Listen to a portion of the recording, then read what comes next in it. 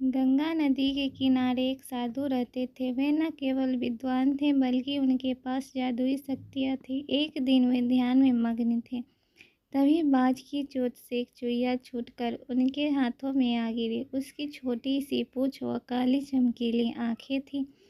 उन्हें वह बहुत अच्छी लगी, पर घर ले जाने से पहले उन्होंने जादुई मंत्रों के प्रयोग से उसे एक लड़की में बदल दिया। वे उस लड़की को घर ले जाकर पत्नी से बोले, तुम हमेशा से संतान चाहती थी ना, तो लो, आज से यही हमारी पुत्री है। इसे पूरी देखभाल व स्नेह से पालो।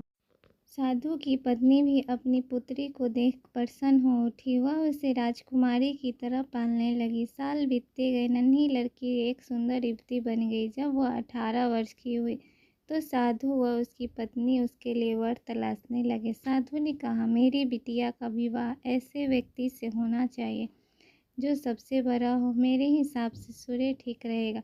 पत्नी ने भी हामी भरी। उन्होंने जादुई मंत्रों के प्रयोग से सूर्य को नीचे बुला लिया। उन्होंने उसे अपनी पुत्री से विवाह करने को कहा, पर पुत्री ने पहले ही ना कर दी। वह बोली, पिताजी, यह तो बहुत गर्म है, मैं उससे विवाह करूंगी जो इससे भी बेहतर हो।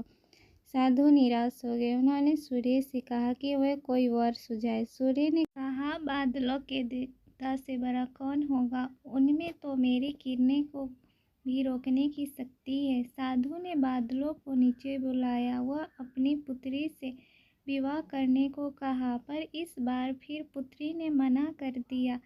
वह बोली, ये तो कितना बदसूरत है, मैं इससे विवाह नहीं कर सकती। साधु ने बादल देवता से कहा कि वही कोई अच्छा वर सुझा दे।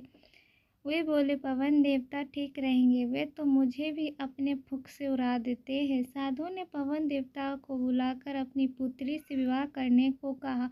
पुत्री ने फिर इनकार कर दिया। वह बोली, मैं इससे शादी नहीं करूँगी, ये तो कहीं टिकते नहीं, हमेशा यहाँ वहाँ भागते रहते हैं। साधु ने पवन देव से पूछा, क्या मेरी पुत्री के लिए ऐसा वर हो सकता है जो आपसे भी बेहतर हो? पवन देव ने कहा कि पर्वत देव बहुत मजबूत है, वे भी मेरा रास्ता रोक देते हैं। साधु ने पर्वत देवता से कहा कि वह उसकी पुत्री से विवाह कर ले। पुत्री ने फिर से मना कर दिया।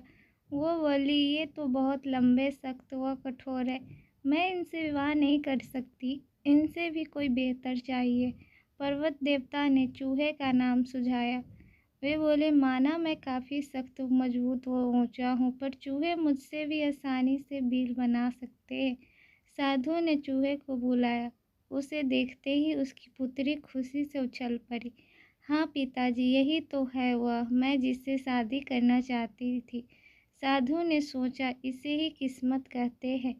यह एक चूहिया थी और एक चूहे से विवाह करना ही इसके भाग्य में लिखा है। उन्होंने जादुई मंत्रों के प्रभाव से पुत्री को फिर से चूहिया बना दिया। चूहा और चूहिया विवाह करके खुशी खुशी रहने लगे। शिक्षा, कोई भी अपने मूल स्वभाव को नहीं बदल सकता।